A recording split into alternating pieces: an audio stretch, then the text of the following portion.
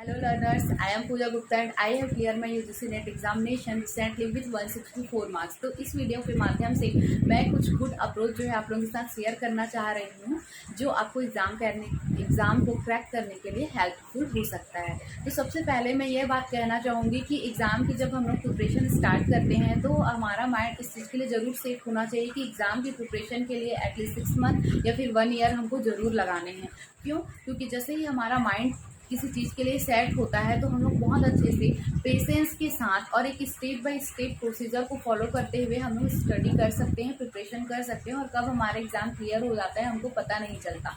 ठीक है, और यदि यही चीज़ हमारे माइंड में सेट नहीं होती है और जब हम लोग बहुत बार अटेम्प्ट देते चले जाते हैं तो वही कहीं ना कहीं हम लोग डीमोटिवेट होते चले जाते हैं कि हमसे एग्ज़ाम क्लियर नहीं होगा और हमको लास्ट में स्टडी छोड़नी पड़ जाती है। तो ये गलती ना करें, स्टार्टिंग से ही हमको माइंड सेट करके चलना है कि हमको पहले बहुत अच्छे से अपने सब्जेक्ट को कवर करना है, दैन प्रैक्टिस में जाना है, उसके बाद हमको टाइम मैनेजमेंट में आना है। ठीक है, तो सबसे पहले हम लोग देखते हैं कि एग्ज़ाम की प्रिपरेशन स्टार्ट कैसे करें। ठीक है, और हाँ, ये भी मैं बताना चाहूँगी एक और बात कि बहुत सारे लर्नर्स की ये क्वेश्चन होती हैं कि क्या केवल प्रीवियस ईयर क्वेश्चन से ही हम लोग एग्ज़ाम क्लियर कर सकते हैं। तो मैं उनको ये बताना चाहूँगी कि एनटीए का जो पैटर्न है अब बहुत ही ज़्यादा चेंज हो चुका है। अब जो है उनके क्वेश्चन क्वांटिटी ओरिएंटेड ना होकर क्वालिटी ओरिएंटेड हो चुका है, बहुत ज़्यादा कॉन्सेप्चुअल क्वेश्चन पूछा जाने लग गया है। तो केवल प्रीवियस ईयर क्वेश्चन लगाकर ही हम एग्ज़ाम क्लियर नहीं कर सकते, लेकिन हाँ, प्रीवियस ईयर क्वेश्चन इंपॉर्टेंट बहुत होते हैं एग्ज़ाम को क्रैक करने के लिए, एक गुड अप्रोच को फॉलो करने के लिए, क्योंकि प्रीवियस ईयर के क्वेश्चन से ही हम लोग ये देख पाते हैं कि किस टाइप से पैटर्न में किस टाइप से क्वेश्चन जो है पूछा जाता है, और वो जो है हमारे लिए बहुत अच्छा पॉजिटिव एक बनता है एग्ज़ाम को क्रैक करने के लिए। ठीक है, तो आइए अब हम लोग स्टार्ट करते हैं कि एग्ज़ाम की प्रिपरेशन स्टार्ट कैसे करें। तो सबसे पहले वर्क आप ये करें कि एग्ज़ाम के लिए हमको सबसे पहले जो है यूजीसी की वेबसाइट से सिलेबस डाउनलोड करना है। सिलेबस डाउनलोड करके उसको गो थ्रू करना है, देखना है, यूनिट देखना है कि कौन कौन सी यूनिट है और यूनिट वाइज प्रिपरेशन स्टार्ट करना है। ठीक है, यूनिट वाइज प्रिपरेशन के साथ ही साथ आप उसके रिलेटेड क्वेश्चंस भी देख सकते हैं कि किस टाइप से पैटर्न में इसमें क्वेश्चन पूछा जाता है। तो क्वेश्चन देखने से ये बेनिफिट होता है कि हमको जैसे ही क्वेश्चन थोड़ा सा बनने लग जाते हैं तो हमको थोड़ा सा कॉन्फिडेंस आता है, कॉन्फिडेंस हमारा इंक्रीज होता है कि हाँ, हमको क्वेश्चन समझ में आ रहा है, अब हम और नेक्स्ट यूनिट की प्रिपरेशन करें और उसके बाद फिर से उसकी क्वेश्चंस को देखते जाएं। ठीक है, तो बात ये हुई सिलेबस को कंप्लीट करने की। ठीक है, कि सिलेबस हमको कंप्लीट करना है, उसके बाद हमको प्रैक्टिस पे जाना है। जैसे ही सिलेबस कंप्लीट हो जाता है फिर आप यूनिट वाइज क्वेश्चन लगा सकते हैं। ठीक है, प्रीवियस ईयर के क्वेश्चन या एमसीक्यू लगा के अपने जो है प्रैक्टिस कर सकते हैं, और प्रैक्टिस जब हो जाती है उसके बाद हम लोग जो है टाइम मैनेजमेंट में आएंगे।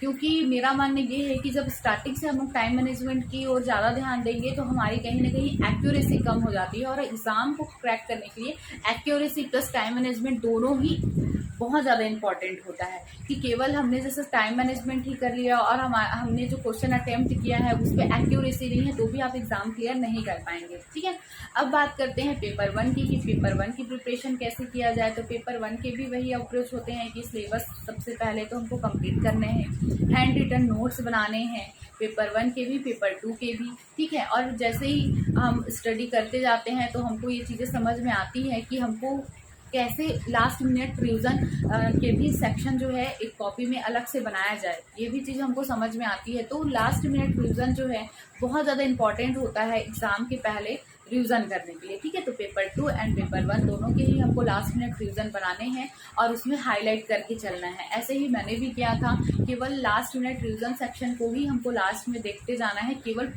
ओनली पूरे उसको जो है थ्योरी को नहीं देखना है। ठीक है, क्योंकि ये मेरा पर्सनल एक्सपीरियंस है कि जैसे ही नोटिफिकेशन आता है या एग्ज़ाम हमारे बहुत नियर होते हैं तो माइंड जो है हौच पौच हो जाता है कि किससे हम पढ़ रहे हैं, किससे कौन से पीडीएफ से हमने पढ़ा था, किससे हम रिवीजन करें।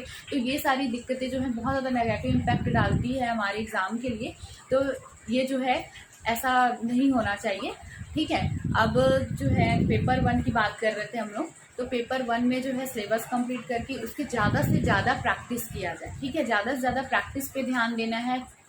जैसे बहुत सारे कोर सब्जेक्ट हैं जैसे कि प्यूपल एंड एनवायरनमेंट जो है, जैसे कि पीपल डेवलपमेंट एंड एनवायरनमेंट से हैं तो कन्वेंशन प्रोटोकॉल से क्वेश्चन जो है आता ही आता है, तो उसको जो है बहुत अच्छा उसमें कमांड बनाए, क्योंकि पूरे सिलेबस को कंप्लीट नहीं किया जा सकता पेपर 1 के भी, लेकिन जो हम सटीक जो है सेक्शन जो कंप्लीट कर रहे हैं उसके हमको प्रैक्टिस बहुत अच्छे से करना है, ताकि उनसे आने वाले क्वेश्चन हमारे ना छूटे। ठीक है, और इस बार जो है मेरा जो मेन फोकस था एग्ज़ाम को क्लियर करने के लिए वो था प्रैक्टिस पे। बहुत ज़्यादा मैंने ध्यान दिया केवल और केवल प्रैक्टिस पे, क्योंकि जो है सिलेबस तो हमारे कंप्लीट हो जाते हैं, बट कहीं ना कहीं प्रैक्टिस नहीं होने के कारण हम एग्ज़ाम क्रैक नहीं कर पाते हैं। ठीक है, तो इसके बाद हम लोग देख लेते हैं कि फिर लास्ट में प्रैक्टिस कैसे किया जाए। तो उसके लिए हम जो है मैंने जो है मॉक टेस्ट परचेज किया था, जिसमें पेपर 1 एंड पेपर 2 दोनों के ही सेक्शन थे, अवेलेबल थे। ठीक है, तो एग्ज़ाम के लगभग 5